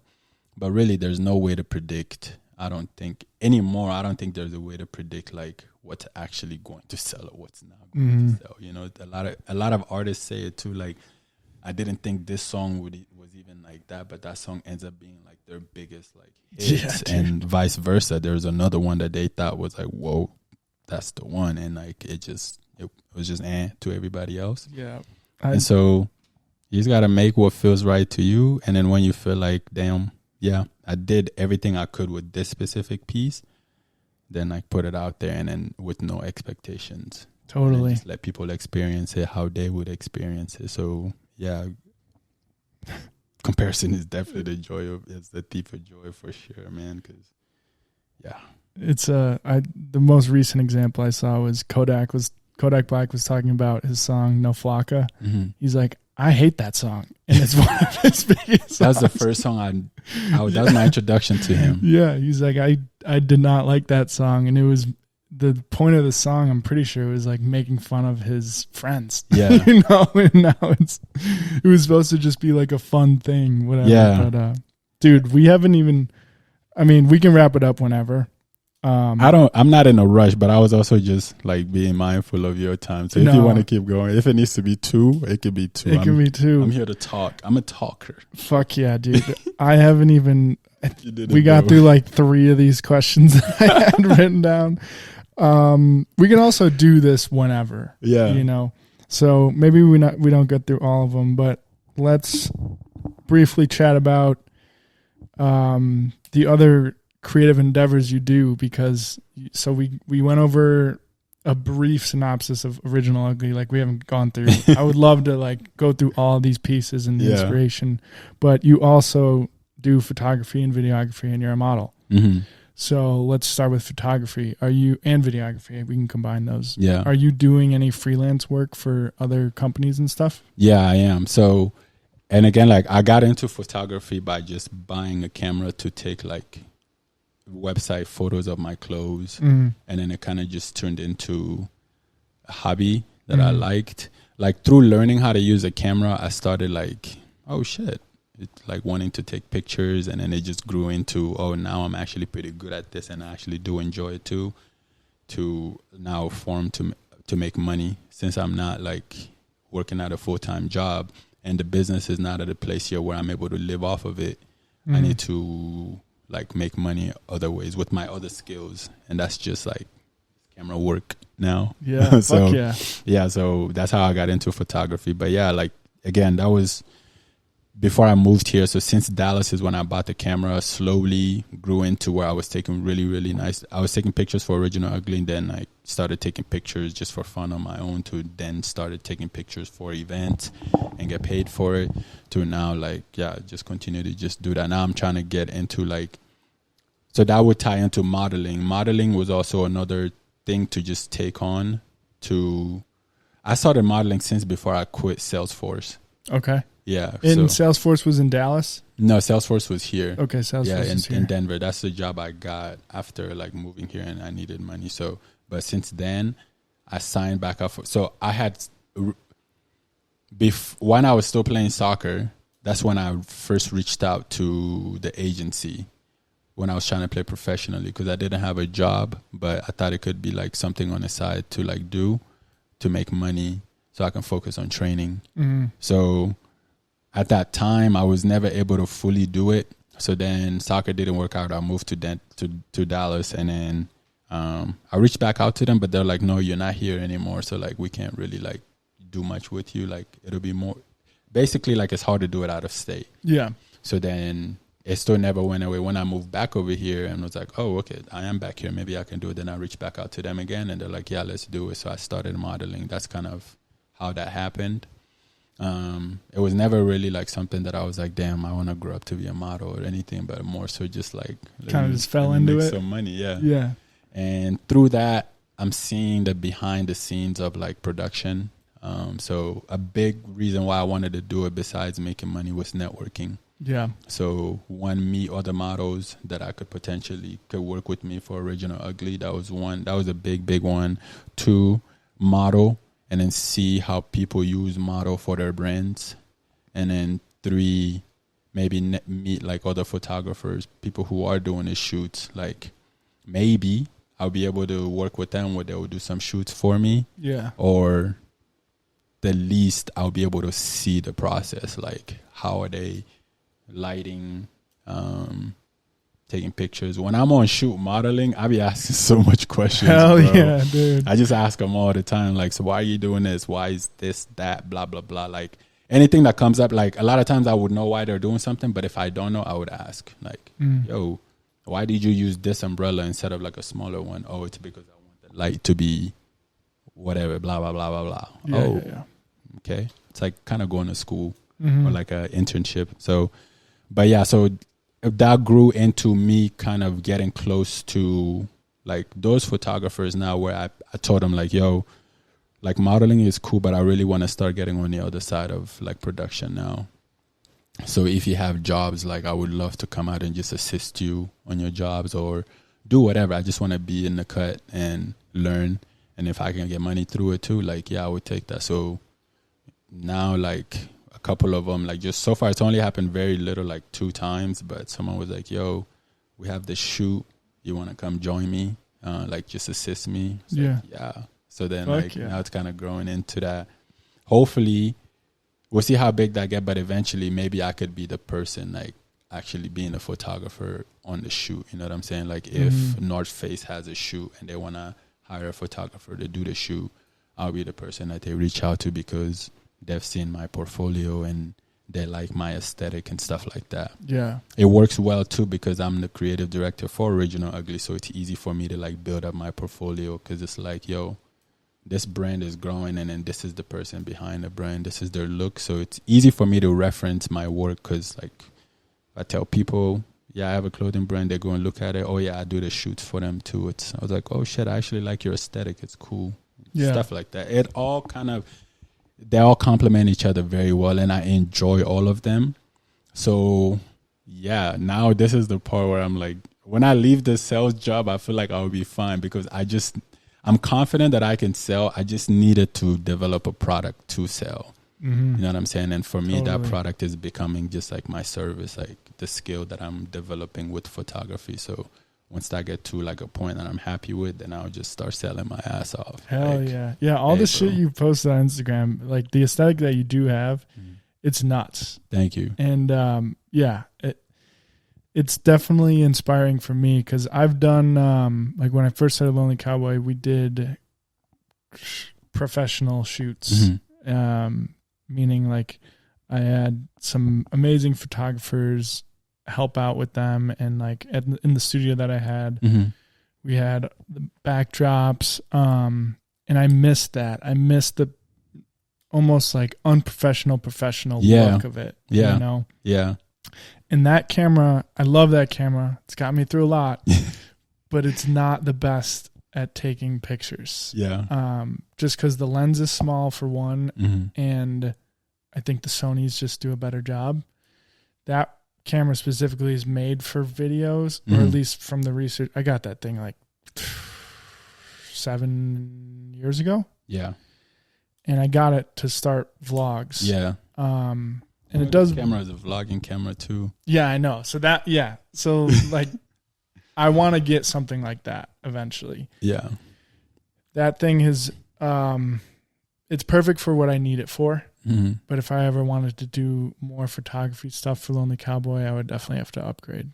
Not saying that I can't do it with that. It's just, I know it could help you level up. It could help you level up for sure. For sure. I agree with that. But also you'll be surprised what you could do with that. Yeah. Like, well, I don't know shit about that. So. Exactly. That's the thing too. Like the more and more like you do it, it's like it becomes less about the equipment and more just like how you use it. Yeah, how to use it, knowing what because if you think about it, you bought this 7 years ago. Imagine some of the craziest photos that were like throughout history, how they were captured. That's true. If you go back to like 1960 or some shit. That's true, yeah. The type of camera that they were using to develop stuff compared to like even like a $200 camera today is like the $200 camera today is so much more advanced than what they were using back then. But it's like a blessing and a curse. I wanted to buy a new camera body too, like, but they're just so expensive for me. So now it's just like, I'll just try to just figure it out with what I have until I really, really have to. But also saying that to say that obviously I already told you, but yeah, dude, if you ever want to do stuff, like I enjoy this stuff now. I appreciate that. So we love to like just whatever, bring ideas to life. If you would take my inputs, whatever it is, like I am all ears, bro. I would love to, like, because I'm starting to really like creative directing, which is just like finding ideas and then just like manufacturing a shop, basically. By manufacturing, I mean like designing a whole set, telling a little, because pictures are all storytelling too. So what kind of story I want to tell with that specific image, like try my best to have that person walk away with somewhat of a like, oh, I get it. Made them feel something, yeah. Like I get what they were trying to do here. Yeah. And it wasn't like that for me before. At first it was just like, oh shit, I know how to use a camera. Like, oh, this is fun. Like this camera takes such nice pictures. And that's all it was. But then human nature, you just eventually just want to continue to just expand. So it went from that feeling got old. Now it was like, oh, let me look and see what the thing I want to do. And then now it's like, oh shit, I actually really, really want to do this, and that. Who knows what it will be like next year or the year after that. Yeah. But that also is what got me into like videography. Videography was my first love. Yeah. That's what, so before I started, the blog is what started everything. Mm-hmm. And then I bought that camera because I wanted to start making videos. Because at the time, like vlogging was fucking huge. Yeah. So I wanted to do that. And I brought that to Asia. I made some videos, and then I started doing tailgate videos at Bali or in Buffalo. Dude. And I miss that, dude. I want to start making more videos. I think it's a confidence thing. Like, I just have to do it and not think about it, you know? So you said vlogging. When you do vlogging, is it more so you sharing your experience, or are you interacting with people, or like what all kind of videos? Above. Okay. For the ones I did in Buffalo, I would go to Bills games with my mics. I had like these wireless mics, and I would interview people, just like crazy random fucking Bills shit. And you gotta start doing that again. I know, man. Not even specifically with like sports, but like so somehow with Lonely Cowboy. Yeah. So talking about like the creative direction of everything, in my head, the videos that I want to make, I can't be holding the camera for. So like there's people that make vlogs and they're always holding the camera, and that works. But like, I almost want it to be a short form cinematic experience, and you can't do that if you're constantly like this. It's hard, you know. It's just a different feel. Yeah, and it's not as like. It's more like, if you're holding the camera, it's more like, look at me, look what I'm doing, as opposed to just someone capturing the experiences as they're going on without much of a script. That is the type of video that I fucking love. Yeah. And when brands do that, I'm like, oh my God, I want to do that. Can you please hire me? You should send me like an example video. Oh, I have a ton, dude. I'm down, bro. So then this is what we should do. We should definitely, even if it's like once a month. Yeah. Just create one thing, or maybe we can create a bunch of little, depending on like how you want to do it. Yeah, fuck yeah. We could do it. Because if you just need like one other body, like that would be easy. I've always wanted to, but mine is not exactly like that. But like I always have this thought in my head to just interact with people. I don't have like a topic here, but like just random people and just ask them maybe thought-provoking questions or questions about nothing, or just the vibe, whatever it is. But I digress.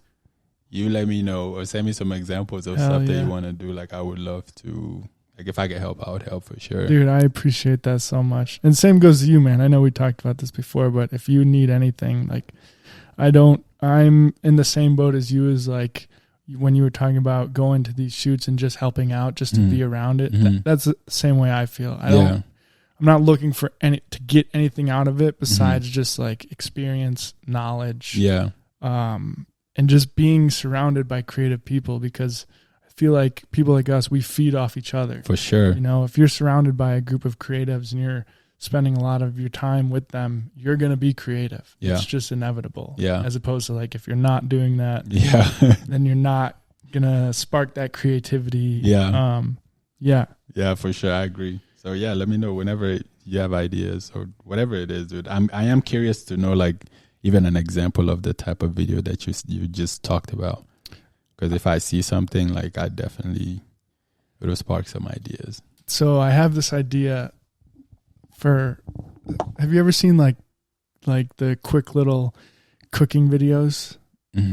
But there's a bunch of different types. Yeah. So this one dude in particular, I don't remember his name, but he just starts it off as he's like, we're cooking today. And then it cuts to whatever. Yeah. I was thinking of doing that with tattoos. Wow. You know, like we're tatting today, and then just make it kind of like a quick paste. Yeah. Set up, stencil on. Yeah. Tattoo it, slap the tattoo, you know, just something funny. But you know what's crazy too though? I don't have any tattoos, but I've heard that tattoo. So there's some people they say that are in our lives that are basically kind of like our are therapists. Oh yeah. And barbers come up a lot. But someone also said a tattoo artist. Yeah, dude. When you're I'd imagine you are having a conversation with people because it's like a long process, right? When you're tattooing someone. So are you actually having conversations with people? Oh yeah. Yeah. Are the conversations like worth capturing? Yeah. They are? Oh yeah, dude. Bro, that could be a content too. Like, I know, man. I know. It could be like a different type of podcast. Me and Zach have talked about that. Yeah. So for something like that, though, it would be hard. So if we wanted to do like a tattooing quote unquote podcast, there would have to be multiple cameras because I have to move around a lot to get like the specific angle. And then obviously you would want one on the person getting tattooed. Trust me, I've thought about this extensively because it would be such a cool idea. But the conversations are 100% worth capturing. And honestly, some of them might have to be cut because you get so deep that emotional might not be the right word, but it's just things that are like very, very personal. Yeah. I felt that from my tattoo artist. Like when I'm getting tattooed, we get into some deep shit. Yeah. When I'm tattooing people, we get into some deep shit. So like, hey man, it's like literally killing two birds with one stone. Cause like it's going to be promoting you as a tattoo artist, but also like, it's also like a different form. It's like something new that people don't really see on a day to day. Yeah. Or maybe even if you don't so the same thing could still be like the tattoo stuff, right? Like in my head right now, like a cool video that could be done like that is you don't even have to capture like your entire conversation. But let's say you say, we're tattooing today. Boom. Cut and opens to like your tattoo studio. You could just set it up with different things. Like when someone comes, I've never gotten a tattoo. So the questions I have in my head, like, damn, the day that I decide to go get a tattoo, like what is that like? Like, okay, I walk in. Do I walk in with like a design to show this person? Do we have like a conversation?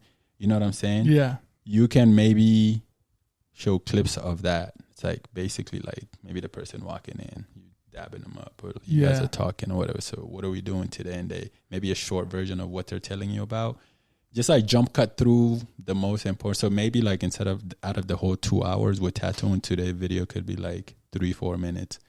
Totally. It's basically you just like with like sprinkled sound bites here and there. The tattoo gun sound. Yeah. See, I can see all this. I know exactly what you're talking about. But to like the person that doesn't understand videography and, organizing clips, they'd be like, what the fuck are you talking about? Yeah, your storytelling. Yeah. Like, but I completely agree. Do it. Because then you would have time to like move your camera around too by yourself. Or even if you need to like rent some cameras to do like a proof of concept. Yeah. You could do that and just like see what kind of cameras it would take to make it happen. Because renting it would be pretty cheap to do, and then you would just see it if it's worth it, and it ends up being, damn, I can actually do this.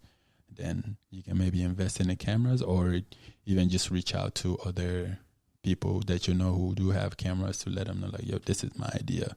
You want to be a part of it, like let's produce this stuff together. And then maybe they'll just bring their cameras and set it up in different places with mics and different stuff, and you guys could all be a part of this new cool thing that everyone's building. Yeah. It'd be sick is if we did we could do this at any point, but a shoot where I'm tattooing, wearing Original Ugly, and someone else's, the client is wearing Original Ugly. I'm sure BK would do it because I'm going to tattoo him a bunch. He's actually getting that middle butterfly. Hell yeah. Yeah. You know what I was thinking?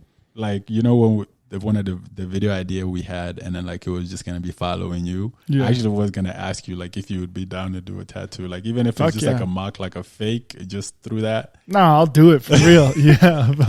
Just because I think it'll be so interesting. And the reason why I thought of that is because when I met you, you had came in with a fresh tat that you did yourself. Yeah, it was this one and this one. Yeah.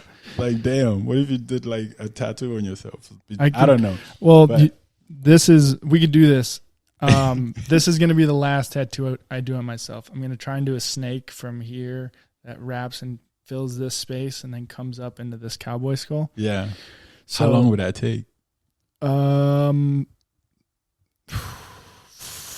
It's 4 hours. That's crazy. Yeah. And then I'm going to be done tattooing myself. That is going to be the last one because I can't reach anything else. Or I struggled with these. what if, or we could also have someone tattoo you. Yeah. Because the idea is basically following you, right? Yeah. And we'll yeah. just pick a bunch of different sets of you. Yeah. You tattooing someone or someone tattooing you. Fuck I don't know. I would pick between those two. Which one will be cooler? I think it might be cooler for you to tattoo someone. So maybe we'll pick PK. Yeah. We could do them both. Fuck We it. could do them both. But no, I would love that, dude. Okay, yeah. so this is the thing I want to do now. Like, with my creative directing, I want to create characters. Not just have like a lookbook. Like, for example, it'll be like the tattoo artist. And then I would have a whole creative direction of what a tattoo artist's world is like. I'll show you an example when we're done, and then we'll do basically we would style you, but then it's not just styling you in just in clothes and it's just like a white room, but style you in our clothes and put you in your world, which would be, in your case, whatever a tattoo artist could. Different things that we can put in a picture to let people know that this is a tattoo artist. Dude, it is crazy that you just said that because I had this idea and I was going to text you about it, but I was like, no, I want to wait until we're in person. So I thought about this book and it's kind of like a lookbook. Yeah. Have you ever seen like People of New York City or The Humans of New York? Yeah. So it's like a portrait shot and then the caption is what they said or whatever. They write something about Humans of New York. I wanted to do something like that. Dude, we should fucking do that. Are you good at writing? Writing is probably I don't mean to sound cocky, but writing's probably one of my best things. Like I'm a blogger at heart. Yeah. Writing is one of my least favorite things to do, but really? Talking and getting people to talk, I could do that. And especially with strangers, I could do. So you can let me know how we would do it. And obviously I can take pictures. Fuck yeah. But see. dude, I've been waiting for someone that I could do that with. Fuck yeah. The writing piece, I think, would just add to it. But if we do a nice portrait, I'm so down. This is a project that I've thought about a lot. I've always wanted to write a book. I started writing a book probably like a year ago. I have maybe 20 pages. But a lookbook style thing would be fucking sick. Oh, especially to highlight artists and just different careers and just different perspectives. Yeah. Having it in a physical, like hardcover. Yeah. Oh, fuck. Yeah, bro. We'll keep talking because I definitely want to do something like that. It'll be so fun. Like, fuck yeah. It's basic. What is it like? Not autobiographies, but like spotlights. Yeah. And then if we wanted to be like people who are actually doing interesting stuff, for sure, that would be really dope. It'll be easy for us to start it with because we know so many people close to us. That's what I'm saying. Who are doing interesting stuff. Yeah. And then just build from there. And the idea of it isn't that crazy. It's more like, how do we want to build the aesthetic of the book? Yeah.